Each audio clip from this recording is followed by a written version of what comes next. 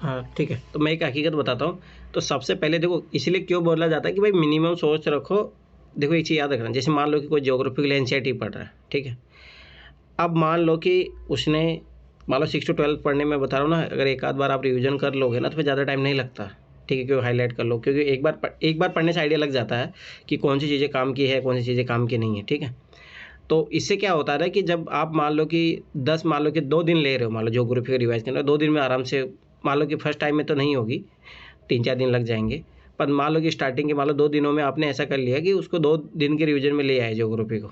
तो अब क्या होगा कि मान लो कि जो एनसीईआरटी से क्वेश्चन आ रहा है, मान लो कि 5 क्वेश्चन आए टोटल, ज्योग्राफी से 15 क्वेश्चन आए, 5 क्वेश्चन तुम्हारे जो ज्योग्राफी में आपने एनसीईआरटी में पढ़े तो वो मान लो आ गए। अब वहाँ से ट्राई होना चाहिए अपने 4 क्वेश्चन सही हो ही जाए, ठीक है। अब बात आती, मान लो जो 10 क्वेश्चन बचे थे, ठीक है। अब 10 क्वेश्चनों में से ऐसा होगा कि अब वो बच्चा किसी को 10 क्वेश्चनों के लिए मान लो कि कौन कौन सी महेश बर्णवाल बुक आती है, बहुत सारी बुक आती है, ठीक है। अगर वो बुक पढ़ रहा है तो भाई स्वाभाविक सी बात हो, टाइम भी तो ज़्यादा डिवोट कर रहा है ना उन चीज़ों में। अब टाइम डिवोट करेगा, एक तो इतनी मोटी सारी बुक पढ़ेगा, उसको कोई मतलब नहीं है। और पहली बात, सबसे बड़ी बात ये होती है कि मोटी बुक पढ़ने से फ़ायदा नहीं होता, फ़ायदा ये होता है कि आप उसको कितना कंस्टेंट कर रख पाते हो, मेमोरी में कितना सेव करके रख पाते हो। तो ज़्यादा इसीलिए बता रहा हूँ, लेस कम पढ़ो, ज़्यादा फ़ायदा उसी में। फिर मैं बार बता रहा हूँ, क्योंकि एक तो इस एग्ज़ाम की कट ऑफ भाई 50 क्वेश्चन ही रहती है, ज़्यादा उस एग्ज़ाम में पढ़ने की ज़रूरत पड़ती है जिसमें भाई कट ऑफ 70, 80, 90 जा रही हो। तो ये चीज़ मैं फिर बार बार ये की चीज़ें बोल रहा हूँ, ये एग्ज़ाम गधा मजदूरी से नहीं निकलेगा। You have two way thinking, मतलब स्मार्ट थिंकिंग सोचो कि भाई 50 क्वेश्चन अपने को चाहिए। और मैं बार बार एक ही चीज़ बार बार बोलूँगा, कम से कम पढ़ो, बस जो पढ़ो उसमें से गलत नहीं होनी चाहिए। जैसे मैं 2018 से अगर मैं एक अटैम्प्ट के बारे में बताऊँ, तो 2018 में ऐसा था कि मैं उस टाइम तो मेरे 2-3 सब्जेक्ट ही हुए थे, पर 2019 का मैंने देखा कि जो सब्जेक्ट भाई पढ़े हैं उसी को ही, अगर मान लो कि जैसे मान लो मैं कोई नोट्स पढ़ रहा हूँ, 2021 में मेरे वही क्वेश्चन गलत हुए जो मेरे नोट्स में थे ऑलरेडी, तो वो रिवीजन की कमी है। 2023 में भी ऐसा है, अब की बार भी ऐसा है, तो जो क्वेश्चन मेरे नोट्स में थे अभी मैंने देखे, जो 7 अगस्त वाला हैंडलूम वाला आया था वो सारे क्वेश्चन थे। तो मेरा कहने का मतलब कि भाई आप जो पढ़ रहे हो ना उसी को ही पचा लो, मिनिमम पढ़ोगे। क्योंकि भाई देखो एक चीज़ याद रखना, आपको बस ट्राई यही करना है कि 25, 30, 35 क्वेश्चन आप सही कर लो बस, अपनी नॉलेज के बेस पे। ये मत सोचो कि 100 के 100 क्वेश्चन को हम टारगेट करें। जो आदमी इस मार्केट में पागल हो रहे हैं ना, तुम लोग जो इधर उधर किताबों पढ़ने के, भाई ये पढ़ ले, हम वो पढ़ ले, ये पढ़ ले, उसका रीज़न ये रहता है कि तुम लोग 100 क्वेश्चनों को टारगेट करते हो। आपको ये टारगेट करना है कि भाई जैसे मैं एनसीईआरटी पढ़ रहा हूँ ज्योग्राफी, तो उससे कोई भी क्वेश्चन आ जाए उसमें गलत नहीं होनी चाहिए। और इसके अलावा कोई बाहर पढ़ने की मत सोचो, मैं फिर बार बार बता रहा हूँ, कोई ज़रूरत नहीं है। अगर इस एग्ज़ाम को निकालना तो वही तरीका है। फिर दूसरा, वो लास्ट ईयर पेपर जितने एनालाइज करोगे उसके ऑप्शन पे काम कर लो, ठीक है, वो सबसे बेस्ट काम है।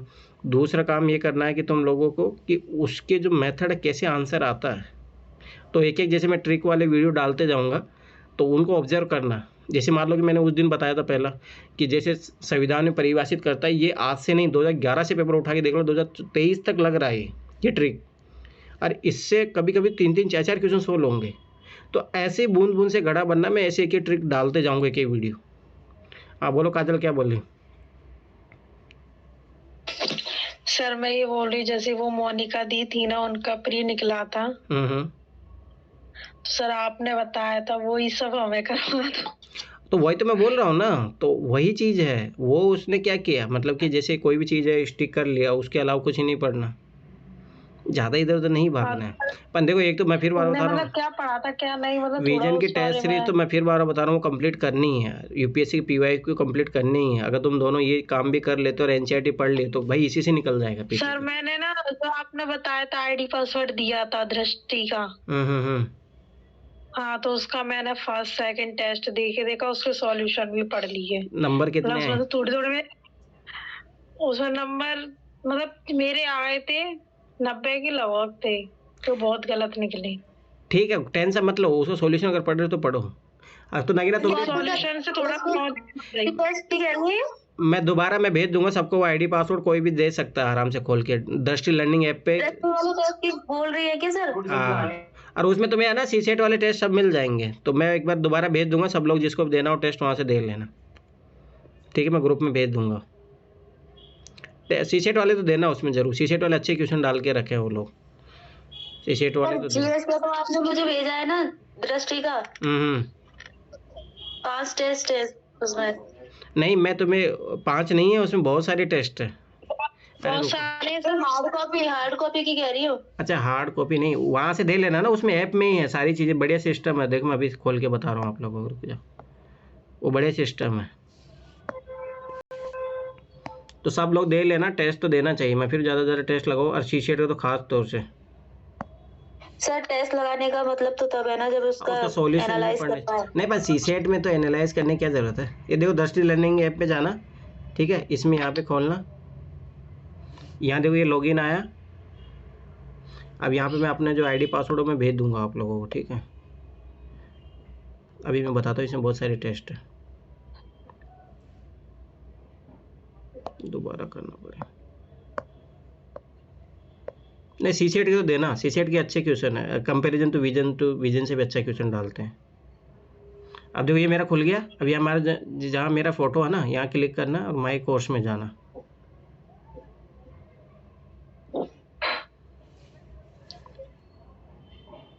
ठीक है, अब देखो इधर सुनो, ये वाले मेरे दृष्टि के मेंटरशिप वाले प्रोग्राम है, ये है। अब देखो इसमें आपको सब कुछ मिल जाएगा। देखो ये दृष्टि मेंटरशिप टेस्ट है, ठीक है। ये जो दृष्टि मेंटरशिप में हो रहे हैं, तो अभी ये 5 जनरल स्टडीज़ के हो चुके, 2 सी सेट वाले हुए हैं, ठीक है। एक है जो दृष्टि के टेस्ट सीरीज वाले भी चल रहे हैं, वो ये रहे, ठीक है। और मैं बता रहा हूँ ये टेस्ट हो गए, इसके अलावा एक और इधर भी है, ये वाले, ये जो मतलब हमारा उस टाइम मेंस वाला चल रहा था ना, तो ये सी सेट के 12 टेस्ट, ये जीएस वाले। तो ये साथ के साथ यार, इसमें सबसे बड़ा लगे ना ये है फ़ायदा, इसमें ऐप में ही वो है, मतलब आप जैसे ऐप में देते हो ना वैसे है। अभी मैं बताता हूँ, देखो जैसे ये रहा, इसमें देखो आराम से तुम खोल के दे सकते हो, मतलब ऐप में देते हैं ना वैसा सिस्टम है। तो मैं भी यहीं से देता हूँ टेस्ट, ऐप तो मेरे पास है नहीं अभी लॉगिन, व्यू रिजल्ट नहीं, जैसे मान लो स्टार्ट नाउ करके करना है। तो ये देखो इसमें ये फ़ायदा है, इसमें हिंदी में कर लेना, ठीक है। तो इसमें आराम से टिक करने वाला, तो वो दोनों काम है। फिर यहाँ से आगे ये सेव एंड नेक्स्ट करके आते जाएगा। अच्छा, जैसे टाइम में मैनेजमेंट हाँ हो जाएगा। हाँ, 2 घंटे का इसमें प्रॉपर, ये देखो ऊपर वॉच चल रही है। तो ये बढ़िया है, सी सेट का तो खास तौर से दे लेना, सी सेट की प्रैक्टिस बढ़िया हो जाएगी इससे। तो देखो फ़ायदा उठाओ, क्या ही दिक्कत है अपने, जब अपने पास चीज़ें अवेलेबल है। सी सेट का तो जरूर, मान लो कि कोई जीएस नहीं देना चाह रहा तो कोई इशू नहीं है, अगर देना चाह रहा तो मैं फिर बता रहा हूँ उसका सोल्यूशन पढ़ना, तब तो फ़ायदा है। नहीं तो ऐसे टेस्ट देने से कोई मतलब नहीं है। पर मैं फिर बता रहा हूँ, इसमें सी सेट वाले टेस्ट जरूर देना, वो बहुत काम की चीज़ है, ठीक है। तो मैं फिर बार बार एक चीज़ बार बार बोल रहा हूँ कि जो भी है सब लोग अपना फाइनल रिसोर्स कर लो कि भाई यही पढ़ना है हमें एग्जाम तक।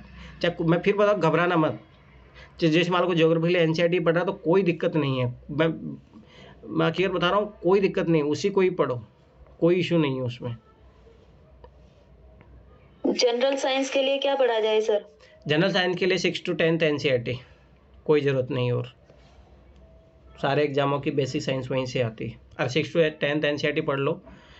देखो ना एक चीज़ याद रखना ना, ये रेलवे वाला जो भर्ती वाला आएगा ना, तो सब लोग भर देना, उसका मैं रीज़न बता रहा हूँ। कौन सा रेलवे?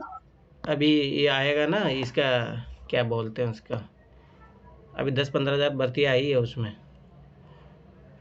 उसमें अच्छी अच्छी पोस्ट है, टेक्निकल मतलब उस। सर यूपी पुलिस का पेपर देखा आपने? अरे वो भी लीक हो गया लीक तो हुआ था, पर पर अच्छा क्वेश्चन लेवल, देखो ना हाँ उसमें कैसे क्वेश्चन का टेस्ट लेवल, हुए, कैसे टेस्ट हुए उसमें। क्वेश्चन के लेवल बहुत अच्छे थे तो वो तो रहता ही है, अब हर एग्जाम बच्चों से ले जैसे लेंगे अब समय सर बदल। हर एग्जाम इतना टफ होता जा रहा है हाँ, ना, तो सोच के जाओ कुछ और कुछ एग्जाम में मिलता है। कौन सा चैप्टर तक वो तो स्वाभाविक सी बात है, ये चैप्टर कर चुके हैं ना अपन। आज मैं टेस्ट में भी आए थे ये क्वेश्चन।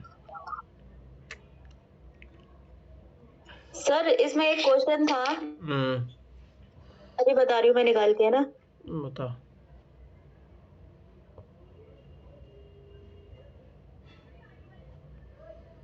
और मैं फिर बता रहा हूँ, सी सेट के लिए ये एनसीईआरटी भी कर लोगे, वो भी खूब है। सर लास्ट सीसेट पेपर भेजा था ना आपने, हम्म, निकालो वो पेपर निकालो। रुको, लास्ट सीसेट पेपर था और तो बहुत पीछे चला गया कौन। ये सारे वीडियो मैंने भेज दिए थे, जिसको देखना हो देख लेना। उन्होंने क्या किया, प्लेलिस्ट से हटाया है। बोलो। खुल गया।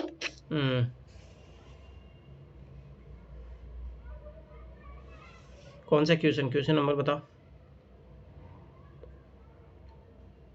आगे करो, मैं बताती हूँ। क्वेश्चन नंबर याद नहीं है क्या? क्वेश्चन नंबर याद नहीं है उसमें सर। ऐसे था कि नेचुरल नंबर को मल्टीप्लाई करने पर कितनी जीरो आएंगी। अरे वो तो बहुत ईजी था, मेरा सही हुआ था, मैं बता रहा हूँ। उसमें क्या ही नहीं, उसको इजी तो था, पर उसको कम टाइम में कैसे सॉल्व करें। हाँ वो मैं बता रहा हूँ ना, कुछ ही नहीं है इसमें।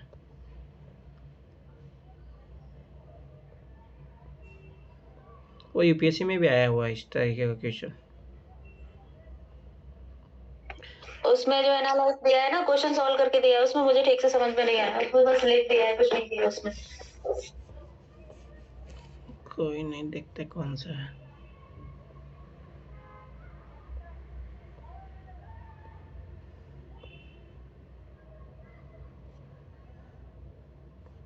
स्टार्टिंग में होगा ना। स्टार्टिंग में ही है सर, 1-2 पेज में देखो।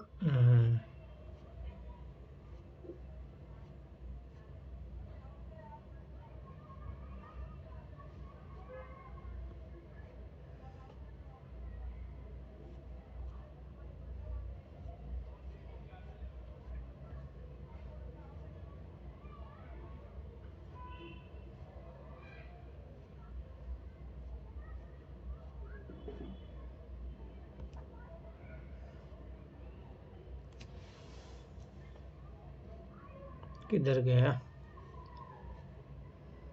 देखो ये रहा ना। देखो सुनो ध्यान से, इसका कैसा होता है। देखो एक चीज याद रखना कि जीरो बनाने के लिए क्या चाहिए, एक तो अपने को चाहिए 5, एक चाहिए 2। ठीक है। अब स्वाभाविक सी बात है, देखो 5 कहाँ कहाँ पे आएगा, एक आएगा 5 पे और एक 10 पे। अपन 5 × 2 बना लेंगे। ठीक है। फिर 15 पे आएगा 5 × 3।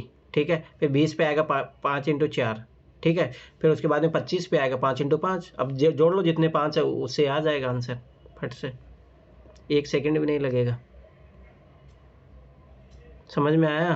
वापस बताना सर, देखो वापस करना। 1 से लेके 25 तक जो है 5 का पहाड़ा बोलो, कब कब आता है? 5, 5 दूना 10, 5 तिया 15, 5 चौका 20, 5 25।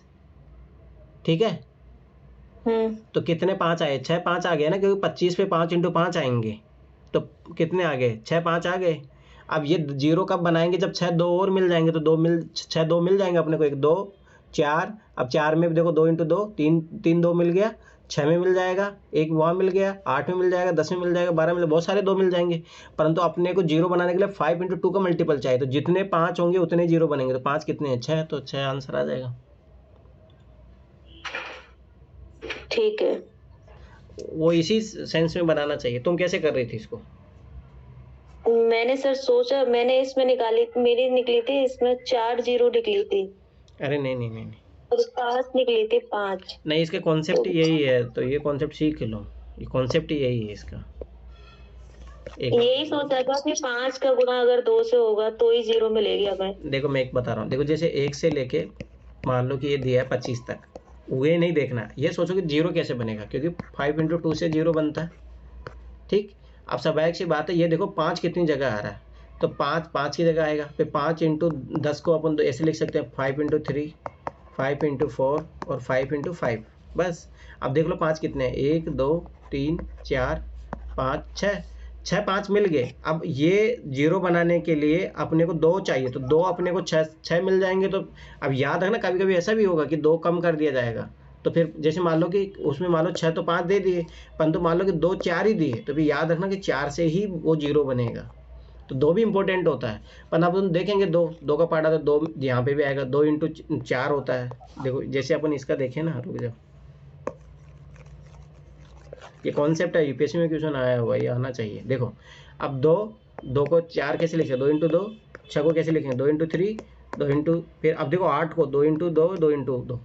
तो ऐसे बहुत सारे 2 मिल जाएंगे। अपने को 6 ही चाहिए, 1 2 3 4 5 6 मिल गए 6, और अपने पास 6 ही 5 है, तो 6 जीरो आ जाएंगे, खत्म।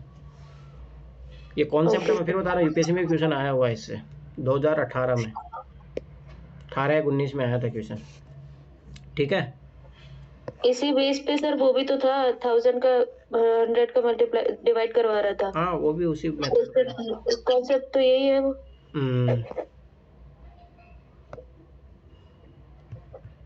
चलो ठीक है, आ जाओ Okay, 7 sir, अध्याय thank 7 you. अध्याय पढ़ना ना। देखो ये इंपॉर्टेंट है, वेरी वेरी इंपॉर्टेंट, लगा देना इस चैप्टर को। ये तो पढ़ लिया मैंने, नहीं अभी पढ़ाया नहीं है ना, उसी दिन किया था, आपको बताया था। परंतु मैंने नहीं पढ़ाया अभी, ठीक, तो वो इसलिए मैं बोल रहा हूँ। ठीक है, ये इंपॉर्टेंट है चैप्टर, ठीक है। यूपीएससी में क्वेश्चन आते हैं डायरेक्ट, ठीक है। तो ये चीज़ याद रखिए, इसको ध्यान से पढ़ेंगे अपन एक एक चीज़। प्रतिशतता राशि की तुलना करने की एक और विधि है, ठीक है। रिकॉर्डिंग हो ही रहा है, ठीक है। जैसे मान लो अनीता की, जैसे बहुत सारे बच्चों में सही बता रहा हूँ, परसेंटेज निकालना भी नहीं आता तो भाई देखो कैसे होता है। जैसे मान लो कि टोटल, जैसे ये पता होना चाहिए, बेसिक कॉन्सेप्ट है। जैसे जिसका मान लो कि 10th क्लास में हिंदी हो गया, और क्या होता है उसमें, इंग्लिश होता है, अब साइंस होता है, सोशल साइंस होता है, ठीक है, और संस्कृत होता है, और क्या होता है, मैथ होता है। ऐसे करके 6 सब्जेक्ट होते हैं, ठीक है। तो जैसे मान लो ये 100 नंबर के हैं, ध्यान से समझना ये चीज़, कॉन्सेप्ट है ये। 100 नंबर के हैं टोटल, यूपीएससी क्वेश्चन पूछता भी है डायरेक्ट। अब 100 में से मान लो किसी के 60 आए, इसमें 70 आए, इसमें मान लो 80 आ गए, इसमें 90 आ गए, ठीक है। इसमें मान लो कि 40 ही आए, 5 ही हुआ बस, इसमें मान लो 45 आए। तो परसेंटेज निकालते हैं, इनको जोड़ लो, ठीक है। जोड़ के मान लो कितना आएगा, 5, यहाँ पे 5 कर लो, कहीं पे 5 10, 10 1 5, 5 या 9 9 18, 18 8 26, 26 से 7 कितना हो गया, 33, 33 से 39, ठीक है। 390 पर आएगा। टोटल नंबर जोड़ो, 100 200 300 400 500 600, 600 से भाग दे दो और इंटू 100 मल्टीप्लाई, तो 0 0 कट जाएगा। अभी देखो 6 का भाग दे लो, 6 36, 3 बचा 35, तो 65% बन गए। तो ये परसेंटेज निकालने का तरीका होता है। बहुत बार डायरेक्ट आपसे क्वेश्चन पूछ लेगा, छोटे मोटे एग्जाम में तो यही पूछ लेता है, ठीक है। तो ये परसेंटेज निकालना आना चाहिए, ये चीज़ याद रखना। बहुत सारे लोगों को ये भी नहीं आता, मैं फिर बार बता रहा हूँ। तो ये छोटी छोटी चीज़ें सीख लेना। अब देखो ऐसे वही था, जैसे 320 में 400 में 320 नंबर आए तो ये 80% बना, और इसके 360 में से 300 नंबर आए, तब इसका ज़्यादा परसेंटेज बना। क्यों ज़्यादा बना, क्योंकि इसके कम मार्क्स में से इसके ज़्यादा, मतलब मार्क्स तो इससे कम है, परंतु देखो 360 ही है, यहाँ पे 400। अनीता कहती है कि उसका परीक्षा फल अधिक अच्छा है क्योंकि उसने 320 अंक प्राप्त किए हैं, जबकि रीता ने केवल 300। क्या आप इससे सहमत है? आपके विचार में किसका परीक्षा फल अधिक अच्छा है? दिख ही रहा है इसका अच्छा है, परंतु क्यों? मानसी कहती है कि केवल प्राप्तांकों की तुलना कर ये नहीं कहा जा सकता कि किसका परीक्षा फल अधिक अच्छा है, क्योंकि अधिकतम अंक जिनमें से दोनों का अंक प्राप्त हुए समान नहीं है। वह कहती है कि रिपोर्ट कार्ड में दिए गए प्रतिशत अंकों पर आप ध्यान क्यों नहीं देती? अनीता के प्रतिशत अंक 80 है, जबकि रीता के प्रतिशत अंक 83.3 है। इससे पता चलता है कि रीता का परीक्षा फल अधिक अच्छा है। क्या आप इससे सहमत है? प्रतिशत उन भिन्नों का अंश होता है जिनका हर 100 होता है, और यहाँ पर परीक्षा फलों की तुलना करने में से किया गया है, ठीक है। तो ये चीज़ याद रखना। इसी प्रकार भिन्नों के आप विस्तार से समझने का प्रयत्न करें। प्रतिशतता के अर्थ क्या है? सब लैटिन भाषा का बना है, उसको कोई मतलब नहीं। प्रति, बस ये इंपॉर्टेंट याद रखना, प्रति 100, ठीक है। जैसे मान लो कि आपके पास एक आम है, ठीक है, 100 आमों में से, तो आपके पास कितना परसेंटेज हुआ?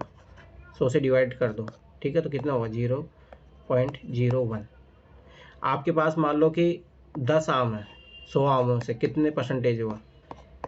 0.1, ठीक है। तो ऐसे परसेंटेज निकलते प्रति 100 पे, ये चीज़ याद रखना। प्रतिशत का चिन्ह जो है, इससे रिप्रेजेंट करते हैं अपन, ये परसेंटेज का चिन्ह है, जिसका अर्थ है 100वां, यानी 1/100 अर्थात 1% का अर्थ है 100 में से 1 अथवा 1/100। इस प्रकार लिखते हैं, जैसे 1% को 1/100 ऐसे भी लिख सकते हैं अपन, और ये परसेंटेज वाला सिंबल लगा के ऐसे भी लिख सकते हैं, क्योंकि 1/100 होता है ना, इसको ही अपन ऐसे परसेंटेज लिखते हैं, ठीक है। तो ये चीज़ याद रखना। अब देखो, रीना एक मेज के ऊपरी भाग को टॉप बनाने के लिए 100 भिन्न भिन्न रंगों वाली टाइलें प्रयोग करती है। उसने पीले, हरे, लाल और नीले रंग वाली टाइलें अलग अलग गिनी और एक तालिका में निम्न प्रकार से रखा है। कैसे पूरी? अब देखो यही यूपीएससी में क्वेश्चन भी आया है इस टाइप से। जैसे मान लो टाइलों की संख्या कितनी है? 14, प्रतिशत दर कितनी है? 14, तो भिन्न कितनी हो जाएगी? 14/100, क्योंकि परसेंटेज के लिए अपन क्या लगाते हैं? 100वां हिस्सा। तो इसको ऐसे भी लिख सकते हैं, ठीक है, और ऐसे ही पढ़ा जाता है, ठीक है। तो ये नॉर्मल है, टेबल भर लेना, क्वेश्चन नहीं, तो ये चीज़ कर लेना, नॉर्मल है, ठीक है। ये चीज़ याद रख लेना। मैं फिर बता रहा हूँ, ये छोटे छोटे क्वेश्चन किया करो, यहाँ से क्यों है इजी, एग्जाम में नहीं आएंगे, बात वो नहीं है।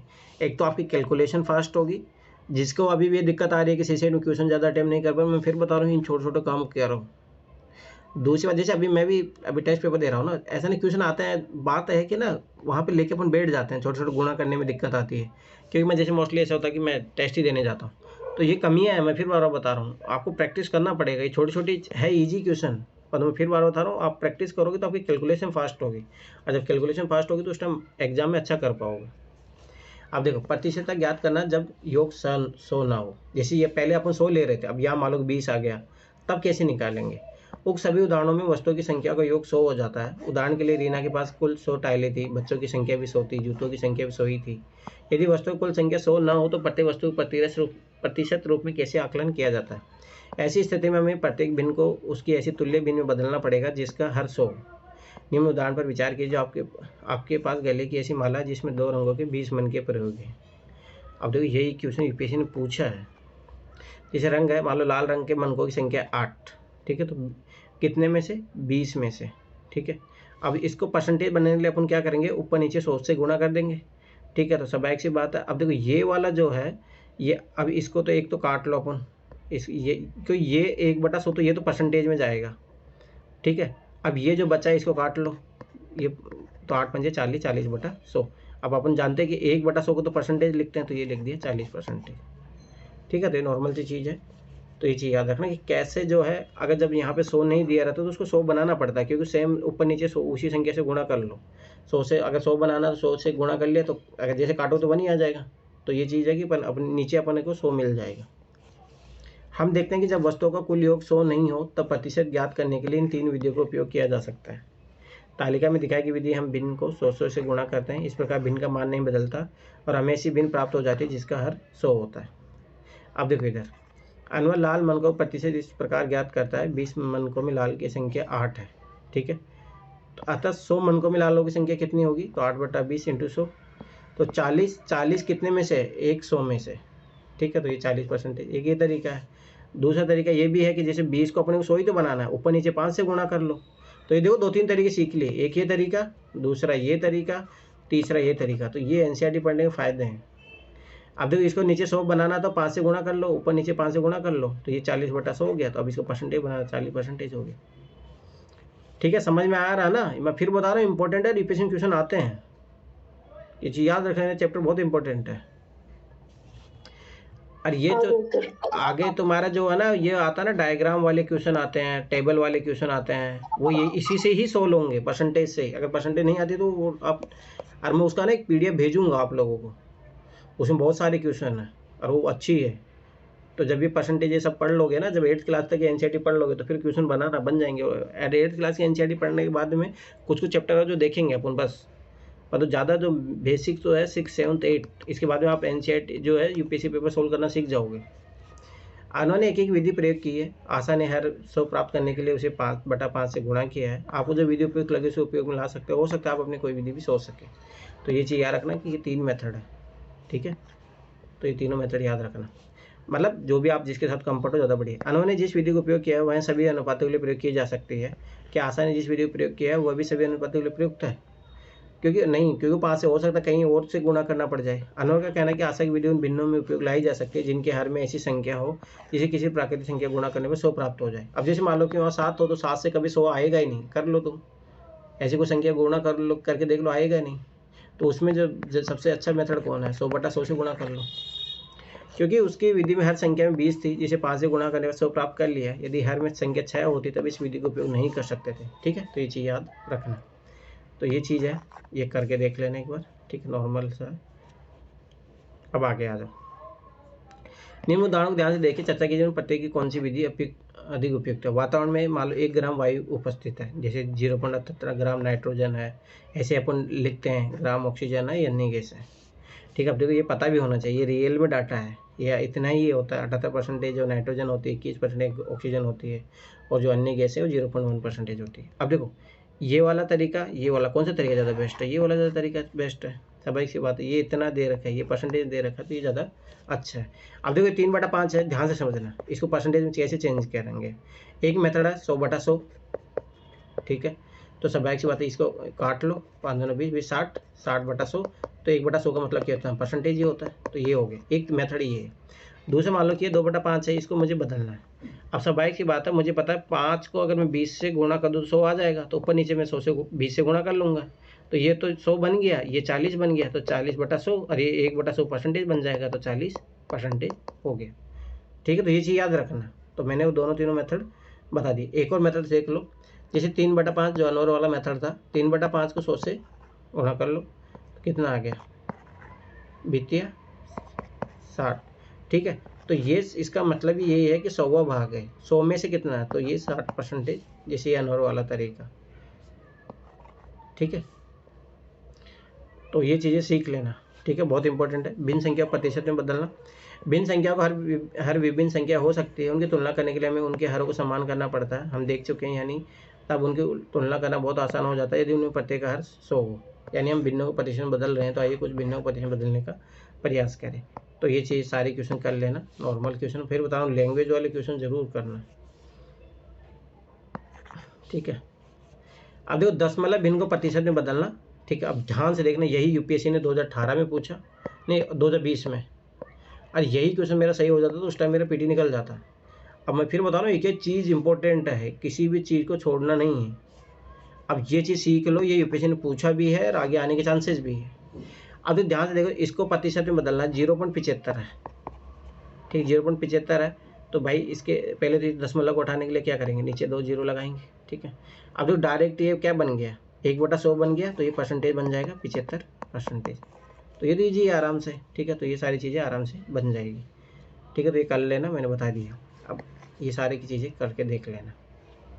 अब देखो, ये वेरी वेरी इंपॉर्टेंट टेबल है, इस टेबल को कंप्लीट करके याद कर लेना, क्योंकि जब एग्ज़ाम में, जैसे मैं फिर बताऊँ, चलो ठीक है, यूपीएससी में तो फिर भी टाइम इतना नहीं लगता, चीज़ें हैं, पर और कोई वनडे एग्जाम दोगे तो ये टेबल बहुत काम आएगी। तो ये वेरी वेरी इंपॉर्टेंट लगा लेना इस टेबल को, ये मान पता होना चाहिए। ठीक है भाई, 1% को ये लिखते हैं, 10%, 25%, ये सारी चीज़ें साधारण भिन्न में कैसे लिखेंगे, 25 बटा क्या लिखेंगे अपन 100। ठीक है, तो कितना हो जाएगा, 1/4, ये 1/2 हो जाएगा। ठीक है, ये 9/10 हो जाएगा। ठीक है, तो ये ऐसे करके सारी चीज़ें लिख लेना। अरे दशमलव भिन्न में कैसे लिखेंगे अपन इसको, तो वो सारी चीज़ें करके देख लेना। तो ये तो बहुत ईजी है, 0.25 आएगा, 0.50 आएगा, 0.90 आएगा। ठीक है, 1.5 आएगा, ये 2.50 आएगा, तो कर के देख लेना। पर ये परसेंटेज का मान पता होना चाहिए। ठीक है, किसी वस्तु के सभी भाग मिलकर सदैव एक संपूर्ण वस्तु बनाते हैं। रंगीन टाइलें बच्चों की ऊंचाई, वातावरण में गैसों के उदाहरण हमने देखा कि जब हम उनके प्रतिशतों को जोड़ते हैं तब 100 ही प्राप्त होता है। वे सभी भाग मिलकर जो एक पूर्ण वस्तु बनाते हैं, जोड़ने का या 1 या 100% देते हैं, तो ये 2 भागों में एक भाग दिया हो तो तब हम दूसरे भाग ज्ञात कर सकते हैं। निम्नलिखित उदाहरणों पर विचार कीजिए। तो ये तो है ही, स्वाभाविक सी बात है कि जैसे मान लो कि टोटल 100 है, तो जब मान लो कि ये 60 दिया आपको, तो ये कितना हो जाएगा, 40 ऑटोमेटिक ही। ठीक है, विद्यार्थी की संख्या मान लो 30% लड़के हैं, तो इसका अर्थ हुआ कि 100 विद्यार्थी है टोटल, उनमें से 30 लड़के हैं तथा शेष लड़कियां हैं, तो शेष लड़कियां कितनी आ जाएगी, 100 - 30, 70%। ठीक है, तो ये आराम से कर लेना। मैं फिर बता रहा हूँ, ये चीज़ें इस टाइप के जो लैंग्वेज वाले क्वेश्चन है, इनको करने का जरूर सोचो करो। ठीक है, नॉर्मल छोड़ो, अनुमान के साथ मनोरंजन। ठीक है, छोड़ो ये, देखो ये अब आराम से कर लेना। अब ये देखो, ये छाया भाग कितना पूर्ण प्रतिशत है। अब देखो ध्यान से देखो, टोटल मान लो 1 2 3 था अपने पास, पर रंगा हुआ कितना है, एक रंगा हुआ, ये आधा रंगा हुआ। ठीक है, तो ये मान लो कि 1 + 1/8 हो गया, ये कितना हो जाएगा, 3/2। तो ऐसे करके मतलब परसेंटेज आप इसका निकाल सकते हो। ठीक है, अब डिपेंड करता है कि अगर मान दिया है तो जैसे मान लो कितना है क्या है, पर अगर अपन मोस्टली अपन एक एक मान के चल रहे हैं इसको, तो टोटल में से कितना पार्ट जो है रंगीन है, 1 + 1/2। ठीक है, तो ये चीज़ याद रखना। अब देखो परसेंटेज ये कहाँ का उपयोग होते हैं, प्रतिशत में क्या आपने देखा, तुलना करने के लिए प्रतिशत कितनी उपयोगी है। हमने साधारण व दशमलव भिन्नों को प्रतिशत में बदलना भी सीखा। अब हम देखेंगे प्रतिशतता दैनिक जीवन में किस प्रकार प्रयोग में लाई जा सकती है। ठीक है, इसके लिए हम निम्नलिखित कथनों का व्याख्या से आरंभ करते हैं। जैसे रवि अपनी आय का 5% बचत, मैं फिर बता रहा हूँ, बहुत इंपॉर्टेंट है। एक क्वेश्चन आया था, जैसे मान लो कि उसकी आय इतनी है, इतना खर्चा करता है, ये है परसेंटेज में दे देगा, वो अपनी आय का 30% इसमें खर्च करता है। ये बहुत इंपॉर्टेंट है चैप्टर में, फिर बार बता रहा हूँ कि बहुत सारे चैप्टरों में अप्लाई होगा ही। जैसे रवि अपनी आय का मान लो 5% बचत करता है, तो भाई कितनी आय, मान लो उसकी 10,000 आय है, 5% मान लो कि बचत कर रहा है, तो कितना हो जाएगा, 500 रुपये। ठीक है, मान लो 5% बचेगा तो 500 हो जाएगा। तो ये चीज़ याद रखना। देखो अपने पते वस्तु बेचने में 10% लाभ मिलता है, तो ये काम आएगा। मीरा के 20% नीले रंग के हैं। इन खतों में से आप प्रत्येक से आप क्या निष्कर्ष निकालते हैं कि 5% से हमारा तात्पर्य 100 में से 500 भाग, तो इसे हम लिखेंगे 5/100। देखो मैंने ऐसे लिखा है। इसका अर्थ है कि रवि अर्जित किए गए 100 में से 5 रुपये बचाता है, तो सवाई 10,000 में से कितना बच जाएगा, तो 5/100। इस प्रकार ऊपर दिए गए करने का मत लगाए। ठीक है, तो ये क्वेश्चन करना मैं फिर बता रहा हूँ, थ्योरी वाले क्वेश्चन जरूर करना। ठीक है, तो ये क्वेश्चन सारे करना मैं फिर बार बता रहा हूँ। अब देखो ये बहुत अच्छे क्वेश्चन है। ठीक है, तो ये यहाँ जब सीखोगे तो ये क्वेश्चन हो जाएगा। ठीक है, अब अगला देखो, अनुपातों से प्रतिशत। कभी कभी किसी वस्तु या राशि के भाव को अनुपात के रूप में दिए होते हैं, जब उन्हें प्रतिशत में बदलना पड़ता है। निम्न उदाहरणों पर ध्यान दीजिए। अब देखो ये वेरी वेरी इंपॉर्टेंट है, जो लैंग्वेज वाले क्वेश्चन है यूपीएससी के लिए बहुत इंपॉर्टेंट है। देखो जब सेकंड रिवीजन करोगे ना, तो ये क्वेश्चन बनाना, ये रहने देना। ये सब अभी कैलकुलेशन के लिए है, ये सब ये कोई ज़्यादा इंपॉर्टेंट नहीं है। पर जब आप इसको एक बार और रिवाइज करोगे तो ये क्वेश्चन जरूर लगाना, क्योंकि यही यूपीएससी क्वेश्चन पूछता है। अब देखो ये क्वेश्चन भी आया हुआ है, 2013-14 में भी आया था, 18-19 2020 में भी आया था। तो मेरा यही मैं फिर बार बता रहा हूँ कि इंपॉर्टेंट है। पर ये थ्योरी वाले क्वेश्चन जब सेकेंड टाइम रिवाइज करोगे तो ये जरूर क्वेश्चन करना। और मैं फिर बता रहा हूँ, चाहोगे तो इन्हीं की प्रैक्टिस कर लोगे, अच्छा खासा आपके एनसीईआरटी से बहुत अच्छा खासा पेपर बनेगा। मैं फिर बार बता रहा हूँ। ठीक है, तो ये क्वेश्चन सारे करना। अब ये देखो मैं तुम्हें सिखा देता हूँ एक बार। देखो ये वाला क्वेश्चन देख लो। रवि, राजू तथा राय में 250 रुपये इस प्रकार बांटे गए कि रवि को 2 भाग, राजू को 3 भाग तथा राय को 5 भाग मिले। तो इनका अनुपात दिया हुआ है। तो रवि, राजू और राय, इसको 2 भाग मिला, राजू को 3 भाग मिला और राय को 5 भाग मिला। इस बंटवारे में प्रत्येक को कितना धन मिला था, उसका प्रतिशत कितना। ध्यान से, बहुत अच्छा क्वेश्चन है। अब देखो अपन कैसे निकालते, ध्यान से समझो। ये 250 रुपये है, तो ये कितने का मान है, 2, 3, 5, 5, 10, ये टोटल 10 का मान है। अब जैसे मान लो इसको चाहिए, रवि का चाहिए, तो 2 से गुणा कर लो। ठीक है, तो ये गया, तो ये कितना आ जाएगा, 50। रवि का 50 आ गया। अब देखो ध्यान से समझना, पहले ऐसे कर लोगे डायरेक्ट। अब इससे 25 से गुणा करो, 25 दिया 75, इसको 75 पे मिलेंगे, 25 मंजे 125, इसको ये मिलेंगे। अब ये पूछ रहा है कि उनका प्रतिशत कितना है। ठीक है, अब प्रतिशत देखो 50 कितने में से मिला उसको, 250 में से। ठीक है, अब चाहो तो वही वाला तरीका, ऊपर नीचे 100 से गुणा कर लो परसेंटेज बनाने के लिए। ठीक है, तो ये कट जाएगा, 25 मान लो, 25 चौका 100 हो गया, ये 0 0 4 4 पंजे 20। ठीक है, तो 20 तो ये 20% हो जाएगा।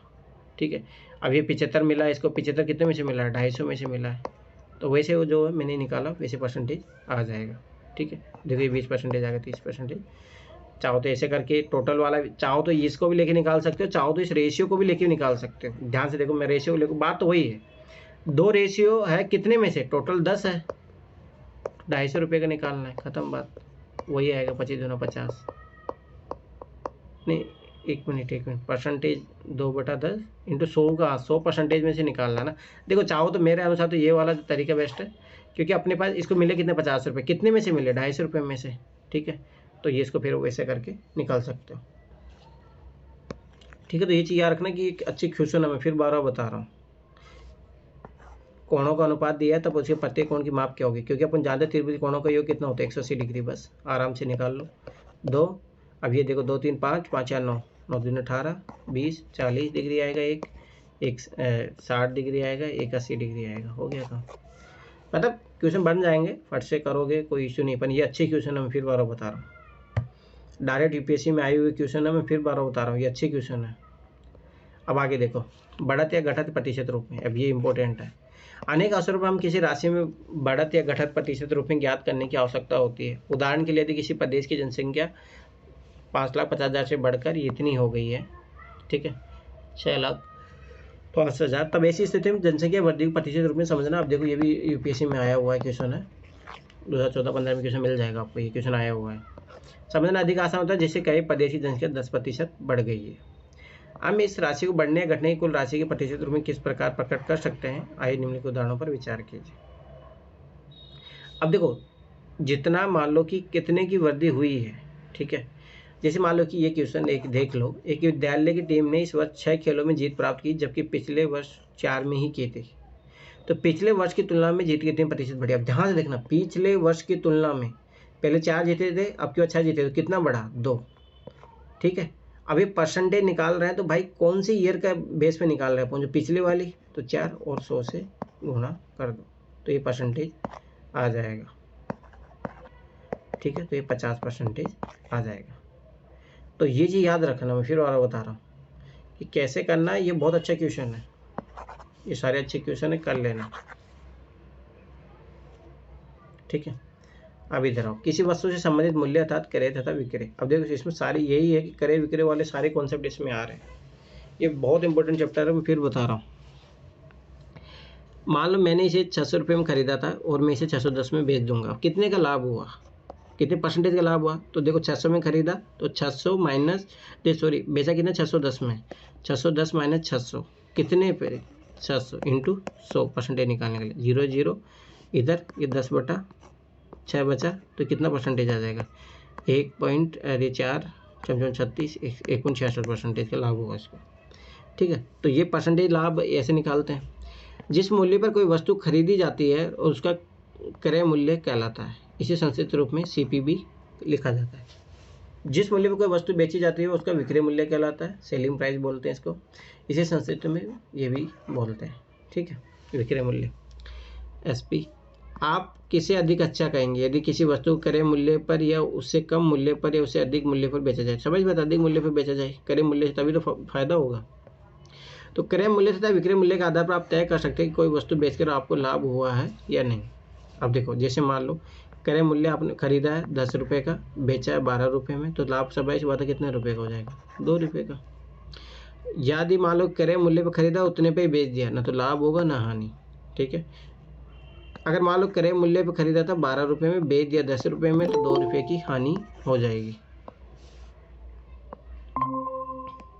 ठीक है, अब आगे देखो, आइए कुछ वस्तुओं के क्रय तथा विक्रय मूल्य देखकर उनको समझने का प्रयत्न करें। जैसे एक खिलौना 72 रुपये में खरीदा गया, 80 में बेचा गया, तो कितने रुपये का? 8 रुपये का लाभ हो गया। एक टी-शर्ट मान लो 120 में खरीदी गई, 100 में बेच दी गई, तो कितने का लाभ होगा? इसको तो उल्टा घाटा हो जाएगा, -20 रुपये का। एक साइकिल 800 में खरीदी और 940 में बेच दी, तो फायदा हो जाएगा 140 का। ठीक है, तो ये चीज़ याद रखना, कॉस्ट प्राइस सेलिंग प्राइस वाले पेशेंट क्वेश्चन पूछे भी हैं। अब हम पहले कहते हैं विचार करते हैं, यहाँ क्रय मूल्य 72 है तथा विक्रय मूल्य 80 है, तो विक्रय मूल्य अधिक है तो क्रय मूल्य से। ठीक है, तो ऐसे SP माइनस CP निकालेंगे तो 8 रुपये का फायदा होगा। ठीक, तो ये लाभ हानि, अब देखो इससे लाभ हानि वाले अभी आएगा। अगर नेगेटिव आ रहा तो मतलब हानि हो रही है, पॉजिटिव आ रहा तो क्या है? लाभ हो रहा है। लाभ या हानि के प्रतिशत रूप में ज्ञात किया जा सकता है। ध्यान में रखिए, इसे सदैव क्रय मूल्य पर ही परिकल्पित करते हैं। अब देखो ये इंपॉर्टेंट कॉन्सेप्ट है, लिख लो। जो भी लाभ हानि सब निकलेगी वो क्रय मूल्य पर आधारित निकलेगी। अब उपरोक्त उदाहरणों में हम प्रतिशत लाभ या प्रतिशत हानि की भी बात करते हैं। आइए खिलौने वाले उदाहरण से लेते हैं। जैसे मान लो सेलिंग प्राइस है इसका 72, जो कॉस्ट प्राइस लागत मूल्य और सेलिंग प्राइस है इसका 80, तो लाभ कितने रुपए का? 8 रुपये का। तो अब मान लो लाभ प्रतिशत ज्ञात करने के लिए नया सीखने निम्न विधियाँ उपयुक्त की। अब देखो एक तरीका ये है कि जैसे लाभ हुआ 8 रुपये का, पर याद रखना अपनी यहीं पे बोल देते इसी लाइन में इंपॉर्टेंट कि सदैव किस पे? क्रय मूल्य का आधार पर निकालना। खरीदा कितना का? तो 72 का। तो एक तो अपन ये विधि सीख ही चुके हैं। ठीक है, परसेंटेज निकालने का 8 9 72। अब ये देखो 100/99 भाग दो कितना आ जाएगा? 11.11 ऐसे करके आएगा। ठीक है, तो ये इतना आ गया। अब चाहो तो इसको ऐसे भी लिख सकते हो 11.11, नहीं तो इसको चाहो तो देखो 9 का भाग दो 100 में, कितनी बार? एक बार गया, फिर एक बार गया, फिर एक बच गया और 1/9। तो ये ऐसा भी अपन जानते हैं जो लिखने का तरीका होता, तो वही बात है। ठीक, एक तो ये हो गया जो अपने निकाल लिया। लाभ और क्रय मूल्य, ये चीज़ याद रखना, लाभ हानि सब क्रय मूल्य पे निकलती है, बहुत इंपॉर्टेंट है। विक्रय मूल्य पे मत निकालने लग जाना। ठीक है, देखिए इंपॉर्टेंट दिया हुआ है यहाँ पे। सेकंड वाले इसका दिया इस प्रकार निकाला, जैसे 72 रुपये है पर 8 रुपये लाभ प्राप्त होता है, अतः 100 रुपये पर लाभ कितना हो जाएगा? 8/72 इंटू 100। ठीक है, तो वही चीज़ है। ठीक है, बस इसको पढ़ने का तरीका अलग अलग और कुछ ही नहीं। तो ये चीज़ याद रखना, लाभ प्रतिशत निकालने का फॉर्मूला भी होता है, चाहो तो ऐसे भी निकाल सकते हो। अब देखो मान लो कि यहाँ पे हानि हो रही है, तो हानि ऐसे नहीं माइनस लगा देना, 20 लिखना, हानि के ऊपर लिखो क्रय मूल्य पे कितने पे? 120 रुपये पे। ठीक है, तो कितना परसेंटेज हानि होगी? ये हानि आ जाएगी। और फिर बताऊँ, बहुत अच्छे क्वेश्चन है ये सारे क्वेश्चन कर लेना। वो तो तुम लोग, मैं ट्राई ये किया करो बिना देखे करो। और ये क्वेश्चन तो इसका तो सॉल्यूशन मिलेगा नहीं, तो खुद से करना पड़ेगा। ठीक है, अब आगे देखो, उधार लिए गए धन पर शुल्क तथा साधारण ब्याज। अब देखो इसमें सारे कितने, ये चैप्टर इसीलिए मैं बता रहा हूँ बहुत बहुत इंपॉर्टेंट है। अब देखो इसमें सिंपल इंटरेस्ट वो सब आ गया। सोनी ने बताया कि वे नया स्कूटर खरीदने जा रहे हैं। मोहन ने पूछा कि क्या उनके पास इसके लिए धन पर्याप्त धन है। सोनी ने उत्तर दिया कि उसके पिताजी इसके लिए बैंक से उधार ऋण लेंगे। उधार लिए गए धन को मूलधन कहते हैं, प्रिंसिपल अमाउंट। ठीक है, यह धन वापस करने से पहले ऋण प्राप्त करने वाले व्यक्ति द्वारा कुछ समय तक इसका उपयोग किया जाता है, अतः उसे उतने समय का धन उपयोग में लाने के बदले कुछ अतिरिक्त धन बैंक को देना पड़ता है, मतलब ब्याज। जो अतिरिक्त धन है वो ब्याज कहलाता है। एक निश्चित अवधि के बाद आपको मूलधन से ब्याज दोनों को मिलाकर पूरा धन वापस करना होता है, जिसे मिश्र धन कहते हैं। ठीक है, तो मिश्र धन बराबर मूलधन प्लस ब्याज, तो ये चीज़ याद रखना। पिछले क्वेश्चन पूछे हैं, इस पे भी क्वेश्चन आए हुए हैं। सिंपल इंटरेस्ट, कंपाउंड इंटरेस्ट, इस पे क्वेश्चन आए हुए हैं। ब्याज की निश्चित दर पर परिकलित किया जाता है, तो जो प्रत्येक 100 रुपये के लिए 1 वर्ष के लिए निर्धारित होता है। इस प्रकार इसे इस प्रकार लिखा जा सकता है 10% प्रति वर्ष या 10% वार्षिक। 10% वार्षिक अर्थ है कि उधार के लिए 100 रुपये के लिए प्रत्येक वर्ष के बाद 10 ब्याज के रूप में अतिरिक्त देने होंगे। ठीक है, तो ये सारी चीज़ें नॉर्मल, जैसे इसमें देखो PT इंटू आर अपन 100, ये सिंपल इंटरेस्ट का फॉर्मूला है। ठीक है, तो ये चीज़ लगेगी, आराम से निकल जाएगा कोई भी चीज़ का। देखो ये दिया भी है।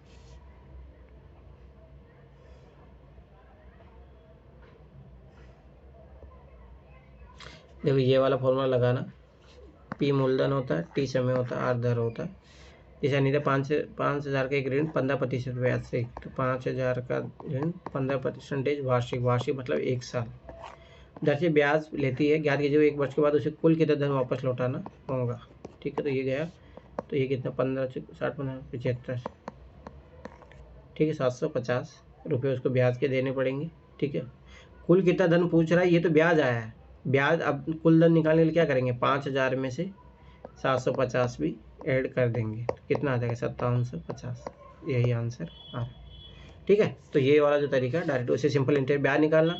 और भाई अपने को पता है ये मिश्र धन क्या होता है, मिश्र धन होता है मूलधन प्लस ब्याज। ठीक है, तो ये चीज़ याद रखना, सारी क्वेश्चन कर लेना। अब अनेक वर्षों के लिए ब्याज। ठीक है, तो वही मैंने जो फॉर्मूला बताया था PRT, ये वाला PRT बटा 100, इसी से सारी चीज़ें निकल जाएगी। ठीक है, अब देखो ये अच्छे क्वेश्चन है। 10,000 5% वार्षिक दर से जमा किए जाते हैं, तो 1 वर्ष बाद कितना ब्याज प्राप्त होगा, तो कुछ नहीं, नॉर्मल इजी क्वेश्चन है, ये तो कर लोगे आप। तो ये फॉर्मूला याद रखना, सिंपल इंटरेस्ट का फॉर्मूला PTR इंटू 100, जिसमें ये मूलधन है, ये समय है, ये ब्याज की दर। ठीक है, तो ये चीज़ याद रखना, सारी क्वेश्चन कर लेना है। ये पिछले क्वेश्चन पूछे मैं फिर बता रहा हूँ। ठीक है, तो ये चैप्टर बहुत इंपॉर्टेंट है, कर लेना इसको अच्छे से, एक सवाल कर लेना, क्योंकि डायरेक्ट क्वेश्चन UPSC में आए हुए हैं। कुछ क्वेश्चन मैं करवाता हूँ आपको, चलिए देते हैं।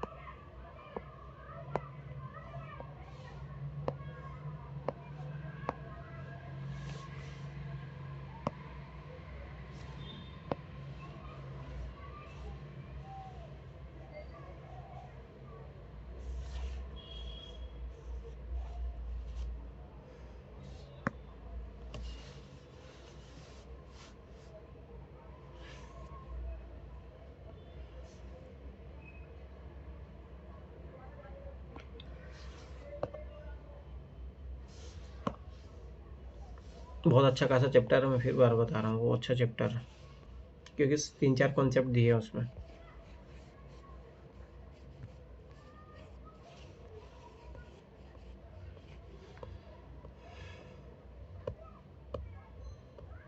अब देखो नगीना में बोल रहा था ना, करो ये क्वेश्चन, सब लोग करो ये क्वेश्चन।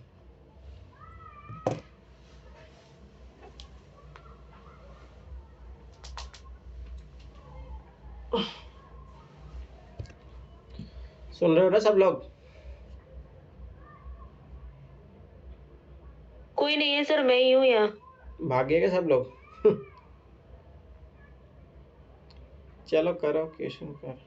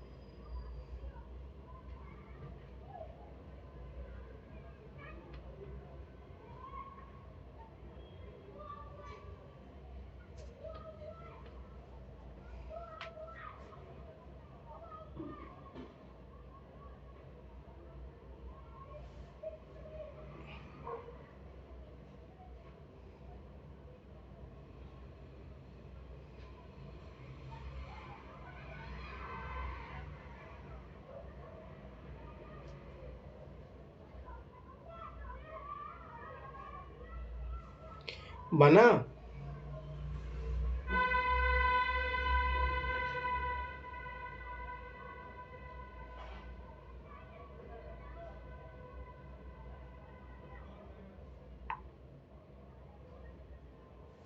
क्या हुआ नगीना?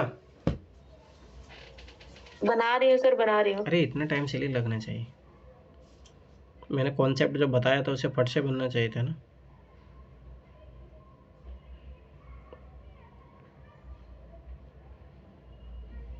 याद करो मैंने 2 चीजें बोली थी।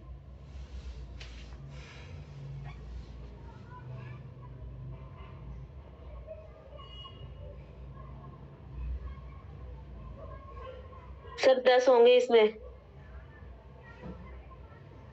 इतना टाइम कैसे लगा लिए? सर निकाल रहे थे। देखो इसमें करना कुछ ही नहीं, देखो ध्यान से मैंने क्या बोला, 1 2 ही चीज़ें इंपॉर्टेंट है, 5 और 2 चाहिए अपने को, ठीक है। अब देखो इसको तोड़ लो, इस यहाँ से कितना हो जाए 5 × 2, इसको फिर तोड़ लो 5 × 3, अब इंटू देखो 5 × 2 × 2, इसको 5 × 5, अभी 5 × 6 तो मतलब 3 × 2, ठीक है। इसको सबको ऐसे तोड़ लो 5 × 7, 5 × 8 मतलब 2 × 2 × 2, 5 × 9, 5 × 10 तो 5 × 2, ठीक है। 55, 5 × 11, 5 × 12 मतलब 3 × 2 × 2। अब देख लो 5 कितने हैं, इसमें जोड़ लो, देखो 1 2 3 4 5 6 7 8 9 10 11 12 13। अब देखो मैंने बोला था ना कि ऐसा क्वेश्चन नहीं आएगा। अब इसमें 5 तो 13 मिल रहे हैं अपने को, ठीक है, पर अपने को 2 भी देखने, 2 के अकॉर्डिंग बनेगा ना, 1 2 3 4 5 6 7 8 9 10, इसलिए 10 आंसर आएगा। इसलिए मैं बोल रहा था ये चीज़ याद रखना, दोनों कॉन्सेप्ट याद रखना, जितने 5 चाहिए होते हैं उतने ही 2 चाहिए होते हैं, तभी उससे बनता है, दोनों सेम होना चाहिए। ठीक है सर, हाँ निकल गया। हाँ ठीक है, समझ में आ गया। तो ये इजी मेथड क्वेश्चन तो इजी था, बट इसको सॉल्व करने में टाइम लग रहा था। कोई नहीं, चलो ये करो 8 और 9।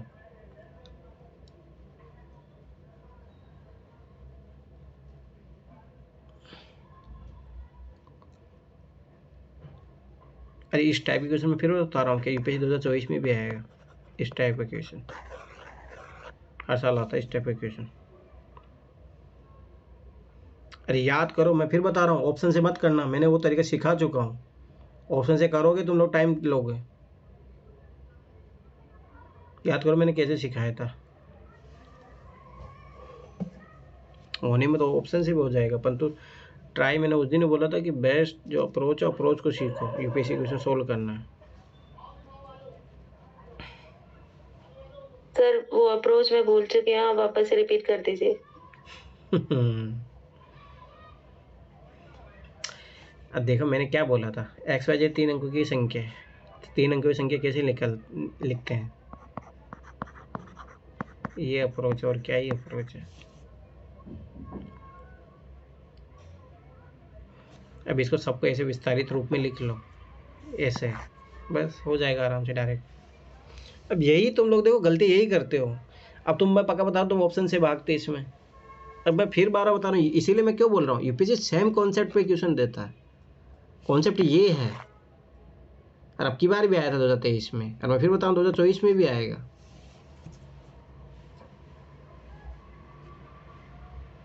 इसको ऐसे लिखो, फट से आंसर आ जाएगा, करो। यही तो तुम लोगों की गलती है।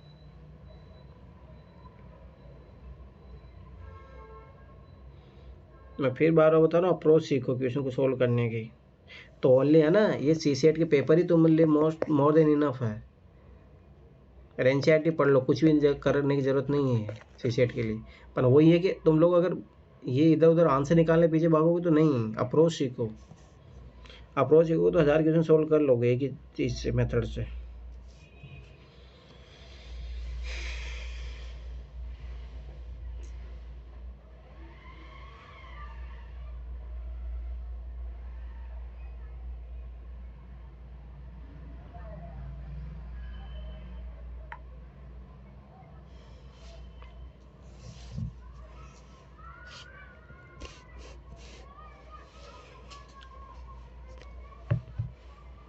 बनाना कि ना? बना रही हूँ सर।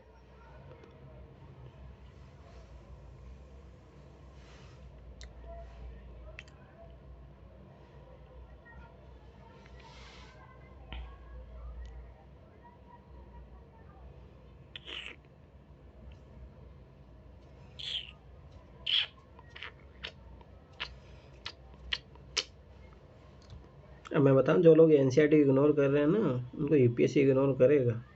उनको ऐसा लग रहा है क्या ही पढ़ रहे हैं।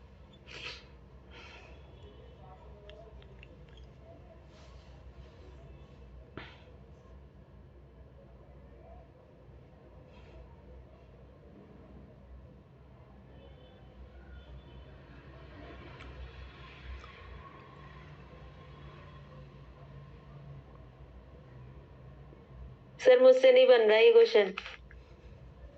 जब मैं तुम्हें अप्रोच बता दिया कि कैसे करना, फिर क्यों नहीं बन रहा?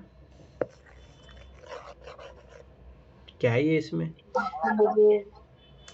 इधर देखो, तुम लोग पता नहीं क्या करते हो। ये देखो, इसको पहले देखो, ये पूछ रहा है जहाँ x प्लस वाई जेड 3 का गुणांक नहीं है। छोड़ो, वो तो उसी को मतलब नहीं है। अपन इसको ऐसे करो, एक्स वाई जेड है तो इनको सबको ऐसे लिख लो। तो जैसे मान लो इसको तो मैंने लिख ही लिया था। अब देखो इसको और को लिखो, x plus 10z plus 100y, ठीक है। फिर इसको लिखो plus y plus 10x plus 100z। अब इनको सबको जोड़ लो, जोड़ो इनको। तो देखो, पहले जैसे जेड आया, जेड यहाँ पे है और यहाँ पे है, तो कितने जेड हो जाएंगे? 111 जेड, 111 जेड। वाई देखो, वाई यहाँ पे है और 10y, तो सभी 111, ये y हो जाएगा, ये 111 x हो जाएगा, ठीक है। अब 111 कॉमन ले लो, x plus y plus z बचेगा, ठीक है। अब ध्यान से देखना, अब काम आएगा, इसीलिए बताओ एक ही चीज़ समझो। अब देखो 3 का गुणांक नहीं है, तो मतलब ये जो योग आएगा इसका 3 का गुणांक नहीं है। अब देखो ध्यान से समझना, अब 111 को याद करो, इसको तोड़ के, ये 111 को तोड़ो, 111 को तोड़ोगे तो क्या आएगा? 37 इंटू 3। अब स्वाभाविक बात है, इसमें किस किस का भाग चला जाएगा? 3 का भी भाग चला जाएगा, 37 का भी चला जाएगा और इसका भी चला जाएगा। देखो ये रहा, तो किसका नहीं जाएगा? 9 का नहीं जाएगा। आ गया आंसर।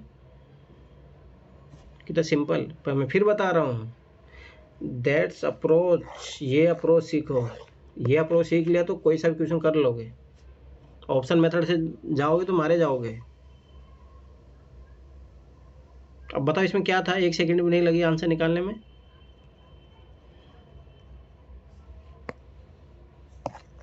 अब मैं फिर बता रहा हूँ, ये क्वेश्चन फिर 2024 में आएगा। तुम लोग यही गलती करते हो और मैंने कितनी बार मैं सिखा दिया, ये वाला अप्रोच से क्या रखा। अब देखो, ये क्वेश्चन एनसीईआरटी में अपन पढ़ चुके हैं। करो, ये 9वां 10वां क्वेश्चन करो। अब मुझे बताओ, देखो मैं फिर बार बता रहा हूँ, यही है यूपीएससी की में, यही चीज़ है। यूपीएससी के पेपर जितनी दूर भागोगे, और मैं फिर बता रहा हूँ, उसमें आंसर नहीं, आंसर मत खोजो।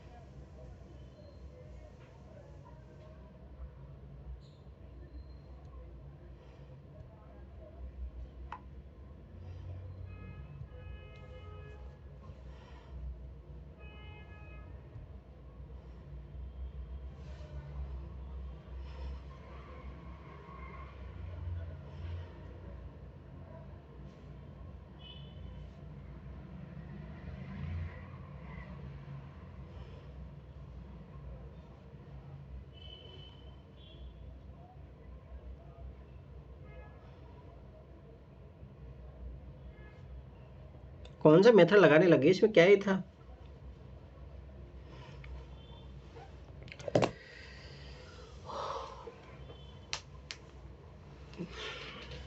आर होगा क्या सर इसमें? किसमें? ये 9 वाला कैसे? इसमें कह रहा है कि माइनस किया 2016 तो हमारे पास क्यू प्लस 2017 आ रहा है। हम्म, अब जो क्यू की वैल्यू है, मैंने सर पीछे से एस प्लस 2019 से मैंने स्टार्ट किया है। अरे इसमें स्टार्ट करने वाले की बात ही नहीं। देखो इधर देखो ध्यान से, तुम लोग क्या ही करते हो। देखो ये कोई संख्या है, मान लो कुछ भी मान लो इसको, मान लो मैंने इसको मान लिया 3000, मान लो, सोचो 3000 मैंने माना, ठीक है। 3000 में से मैंने 2016 घटाया, घटाने के बाद में ये क्यू जो है इसके जोड़ने के बाद में फिर बराबर आ रहा है, तो इतना तो पता लग गया कि पी जो है क्यू से बड़ा है, ठीक है। सबसे बड़ी संख्या पूछ रहा है, तो ये तो गया है काम से, ठीक। इधर ये एस भी चला जाएगा काम से, क्योंकि ये भी जोड़ने के बाद फिर बराबर आ रहा है, तो ये तो गया दोनों ऑप्शन, ठीक है। अब देखो पी और आर, पी मान लो कि 3000 था, इसमें से 2016 घटाने के बाद में आर में से 2018 घटाने से उसके बराबर आ रहा है। इसका मतलब ज़्यादा घटाने से किसका मान आ रहा है, ज़्यादा घटाना इसमें पड़ रहा है ना, तब इसके बराबर आ रहा है। तो स्वाभाविक सी बात है आर जो है इससे भी ज़्यादा है, तब जाके उसके बराबर आ रहा है ना। तो ये कॉन्सेप्ट लगता है इसमें है। चलो अब ये देखता हूँ 10वां क्वेश्चन करो, ये एनसीईआरटी में पढ़ चुके हैं अपन।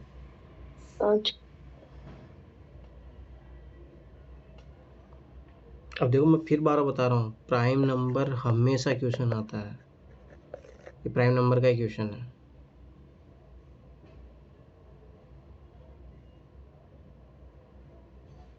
प्राइम नंबर प्लस डिविजिबिलिटी वाला रूल, विभाज्यता का नियम। अब यही है एनसीईआरटी के, भाई मैं फिर बार बता रहा हूँ एनसीईआरटी ही पास करा देगी। कहाँ सो रहे थे अमिताभ, आए हो? तो सर बाहर आ गया था मैं शादी में थोड़ी। चाहे तो शादी एंजॉय करो, फिर क्या करे हो।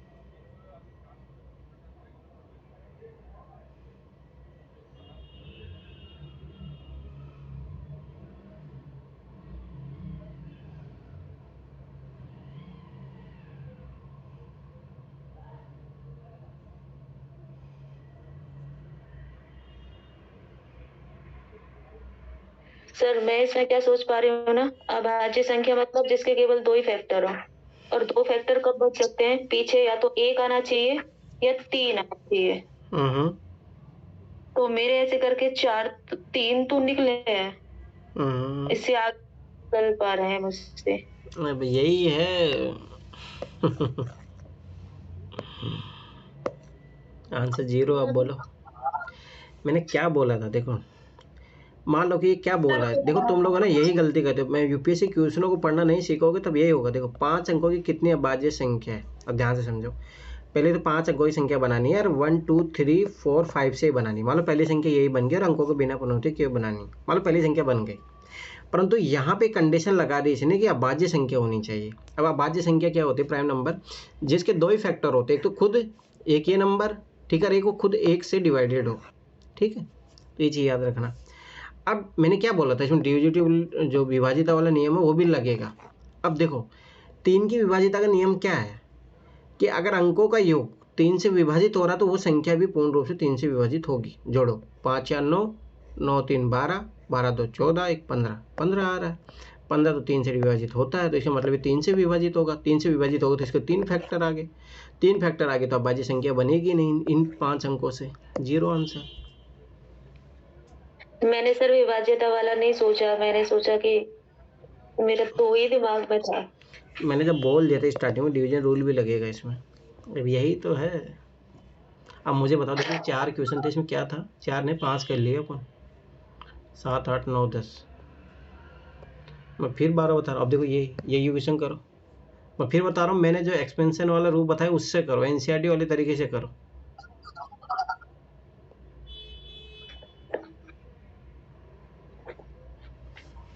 अभी मैं फिर बता रहा हूँ, पेपर में आते हैं ऐसे क्वेश्चन जो आप आराम से पास कर सकते हो शीशेट। बस बात वही है कि तुम छोटे छोटे कॉन्सेप्ट भूल जाते हो।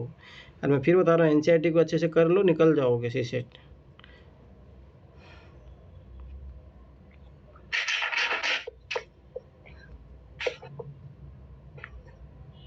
तीन आएगा सर। बात कैसे आएगा की है? इसका। बात क्या है कि कैसे की मैंने है? सर उसके लास्ट डिजिट को फॉलो किया, मैंने इसको अरेंज किया प्लस वाले फॉर्म में, फिर मैंने लास्ट डिजिट को देखा सिर्फ ओनली उसी को ही, कि उसमें ये लिखा है ना 1 डैश डैश करके दिया है कि जो संख्या आप ले रहे हो आंसर भी उतना ही आना चाहिए, लगभग 2 डिजिट का।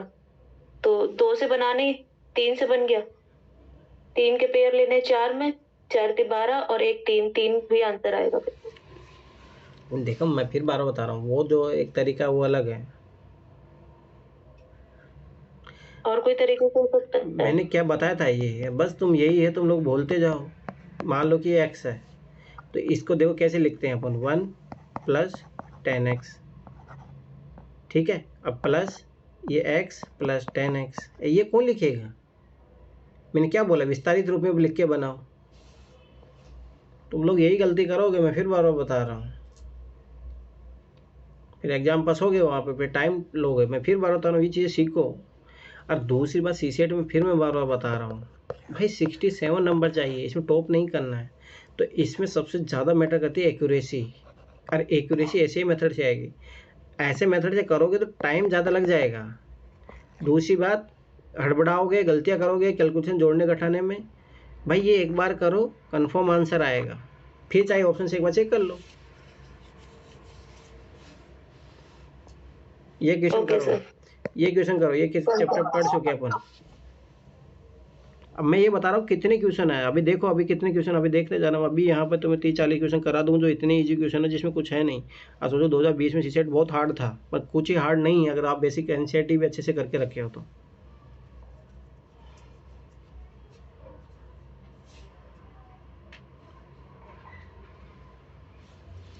मैं इतना बता रहा हूँ, ये एलसीएम एचसीएफ का क्वेश्चन है,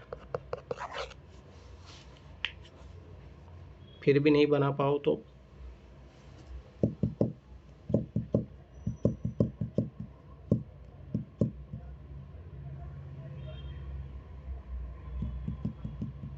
कम से कम मतलब लीस्ट एलसीएम निकालना है। अब ये पढ़ना सीखो, मैंने उस टाइम ही बोला था लैंग्वेज से क्वेश्चन पकड़ना सीखो।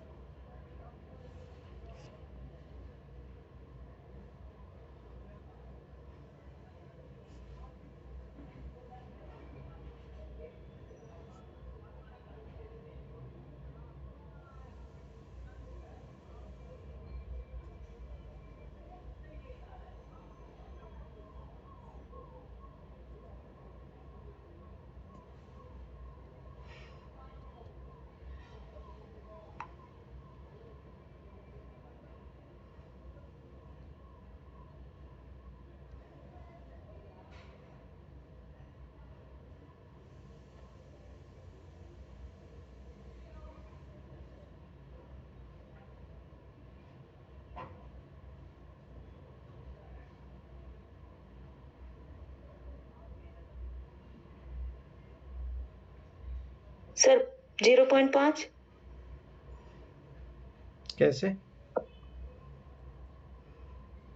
अब एलसीएम लेकर हाँ, तो एलसीएम कैसे निकाला, याद करो। मैंने 5 भिन्नों 35 35 भाई इसका ऐसे नहीं निकलता है। देखो सुनो, 7.5 है तो इसको पहले भिन्नों में तोड़ो, इसको भी भिन्नों में तोड़ो, ठीक है। फिर देखो एलसीएम निकालना है इन दोनों का। ठीक है, तो ऊपर वाले का तो निकलता है एलसीएम, नीचे वाले का निकलता है एचसीएफ। समझ में आया? तो इसका तो आएगा, कितना आएगा एलसीएम, 25 और 325 है, कितना आएगा 25। ठीक है, और इसका आएगा हाईएस्ट कॉमन फैक्टर, कितना आएगा 100। कितना आया 0.25। आंसर क्या आया बी। मैंने सर इसको है ना 3.5 लेके किया है, तो मेरी गलती है उसमें। अब ये गलतियां करो गलती से mistake हो गई। अब देख लो तुम। आपकी तरफ से डंडे पे डंडे लगाए जा रही है। ये क्वेश्चन करो। मैं यही बोलना चाह रहा हूँ, देखो समझो, तुम लोग जो क्वेश्चन सीसीएटी में गलतियाँ कर रहे हो, गलती यही है भाई, सही बता रहा हूँ। छोटी छोटी गलती, इसलिए बोला एनसीईआरटी पे काम कर लो अच्छे से। अब इसमें क्या था, इस क्वेश्चन में कुछ भी नहीं था। अभाज्य संख्याओं का एक अनुक्रम प्राप्त किया जाता है। ये बहुत अच्छा क्वेश्चन है, मैं फिर बता रहा हूँ। पर मैं एक चीज़ में फिर बोल देता हूँ कि प्राइम नंबर को ध्यान रखना।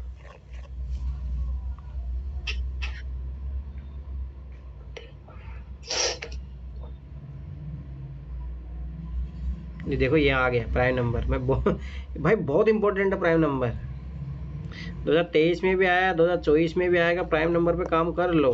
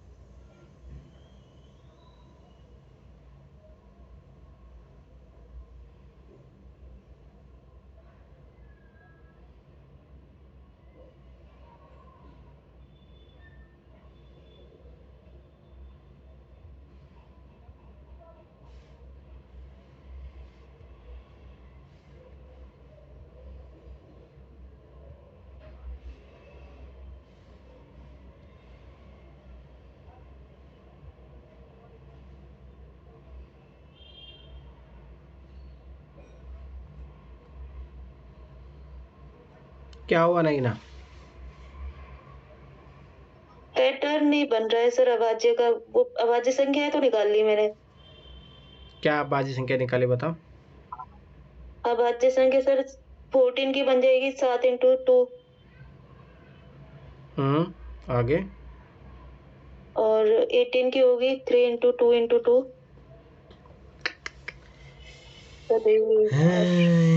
यही है देखो सुनो। भाई देखो एक अनुक्रम प्राप्त हो रहा है। देखो 13 प्लस 1, 13 मेरे को क्या मिल गई, अभाज्य संख्या मिली। प्रत्येक संख्या में 1 मिनट सर अभाज्य संख्याओं का अनुक्रम प्राप्त किया जाता है। उससे क्या दिक्कत, अभी मैं बता रहा हूँ ना। 17 प्लस 1, 19 प्लस 1, 23 प्लस 1, 29 प्लस 1, 31 + 1, ठीक। अब देखो 13 से यहाँ पे कितना गया था, यहाँ पे 4, फिर 2, फिर 4, फिर यहाँ पे 6, ठीक है, यहाँ पे 2 है। तो अगला कैसे आया था अपने 2 के बाद में। अब देखो छोड़ो, उससे मतलब नहीं है, अब डायरेक्ट मैं अनुक्रम बताऊँ। देखो 33 + 1 करोगे तो ये तो 33 तो अभाज्य संख्या नहीं बनती, तो नहीं आएगा। 35 + 1 करोगे, ये भी अभाज्य संख्या नहीं बनती, नहीं आएगा। 40 देखो 39 + 1, ये भी नहीं बनती अभाज्य संख्या, ओनली यही बनती है 37 + 1। आ गया आंसर। अब मैं सर इसमें मल्टीप्लाई कर रही हूँ। यही जो बात है, इसीलिए प्रैक्टिस करना चाहिए। अब देखो ये एक भी ऐसा क्वेश्चन नहीं है। अब देखो ये क्वेश्चन भी बहुत इजी है, आराम से बनेगा ये क्वेश्चन। ये एक बार करो 16 वाला, क्योंकि यही क्वेश्चन आपके 2024 में भी आएगा। इसी टाइप के क्वेश्चन हर साल आते हैं, हर साल। माना कि A3, BC और DE 2F 4 अंकों की संख्या है, ठीक है। प्रत्येक वर्ण 3 से बड़े भिन्न अंक को दर्शाता है। अब ठीक मैं बता रहा हूँ, 3 से बड़े भिन्न को दर्शाता है। और कहाँ तक है? 9 तक। 4, 5, 6, 7, 8, 9, ठीक है। कितना है? 15,902, ठीक है। तो A, ठीक है, मानों के बीच में अंतर A और D, ठीक है, 3 से बड़ा होना चाहिए। और रिपीट नहीं करना है ना? चल नहीं करना। 8, 6, 14।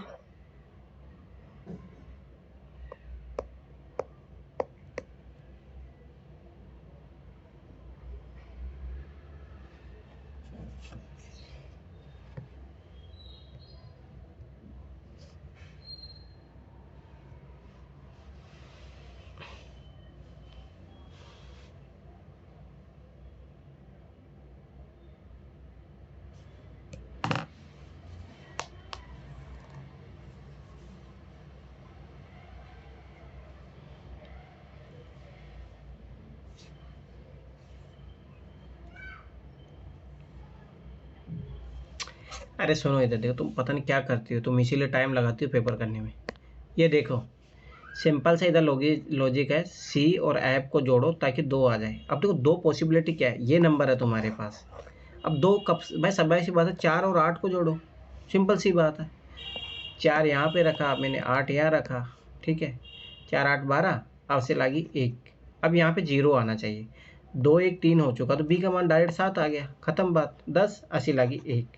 अब देखो ध्यान से देखो, 3, 1, 4, ठीक है। 9 चाहिए, तो यहाँ पे मुझे क्या आ जाएगा, 5 आ गया 9। आप सोचो क्या क्या यूज कर चुके हैं अपन, उसको काट दो। 5 यूज कर चुके हैं, 7 यूज कर चुके हैं, 8 यूज कर चुके हैं, 4, 6 और 9 बचा है, तो 6, 9, 15 होता है। पता लग गया, अंतर पूछ रहा है डिफरेंस, तो 6, 9 में अंतर कितना है, 3। आंसर आ गया। इसमें कौन से रोक, बस पहुंचने वाली थी। अब आप समझो ना, इसमें कोई रॉकेट लॉजिक साइंस नहीं है। और मैं फिर बता रहा हूँ, हर साल ये क्वेश्चन आता है, हर साल। ये देखो इसमें एडिशन का पूछा, आपकी बात 2023 में जो पूछा मल्टीप्लिकेशन का पूछ लिया, ऐसे ही देखे बात वही है। और आपके देखो अगली बात तैयार है ना, डिविजन के लिए, डिविजिबिलिटी के लिए, क्योंकि एडिशन पूछ चुका है वो, ठीक है। मल्टीप्लिकेशन भी पूछ चुका है, सब्सट्रैक्शन भी पूछ चुका है, तो आगे तैयार रहो इन चीज़ों के लिए। मैं सर ज्यादा से ज्यादा टेस्ट ही लगाऊंगी, तभी मेरी अकल आएगी। बात है ना कि आप मेथड ही गलत यूज करते हो हर बार। अब देखो ये हमेशा क्वेश्चन आता है, ये आजकल मैं फिर बता रहा हूँ, ये सबसे इंपॉर्टेंट क्वेश्चन है डाटा सफिशिएंसी वाले। ये क्वेश्चन प्रैक्टिस करो तभी होंगे। और मैं बताऊँ इजी है, और प्रैक्टिस करना पड़ेगा।